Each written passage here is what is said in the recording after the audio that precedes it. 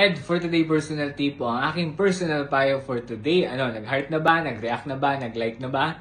Kung hindi man sila nagre-react dun sa mga ina-upload mo, sinishare mo sa YouTube mo, sa TikTok mo, kung walang reaction galing sa mga kaibigan mo, relatives mo, kung ano pa man, okay lang yan. Una sa lahat, hindi naman kasi kailangan ng approval sa lahat ng bagay na ginagawa mo. No? Kumbaga, kung ikaw masaya ka dun sa sinishare mo, na natutuwa ka, happy ka, hindi mo kailangan na laging makakuha ng approval no sa public or sa friends mo, hindi sa lahat ng bagay no.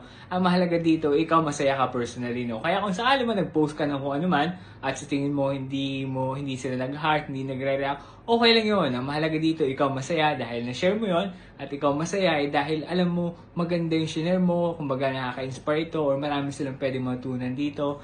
Again, ang punto ko lang dito, hindi mo kailangan i-require o hindi mo kailangan na intindihin yung mga reaction nila. No? Magre-react sila kung nagugustuhan nila at hindi sila magre-react kung hindi nila nagugustuhan. Mas lalong hindi sila magre-react kung maiinggit sila. No? Pero again, hindi importante yung approval nila. Ang importante dito, dapat ikaw masaya ka dun sa sinishare mo, lalong-lalo na kung wala namang masama dun sa ginagawa mo. Okay, yun lang yung personal payo ko para sa araw na to. Kung sakali mo nagustuhan mo, baka pwedeng pakilike and share ng video na to.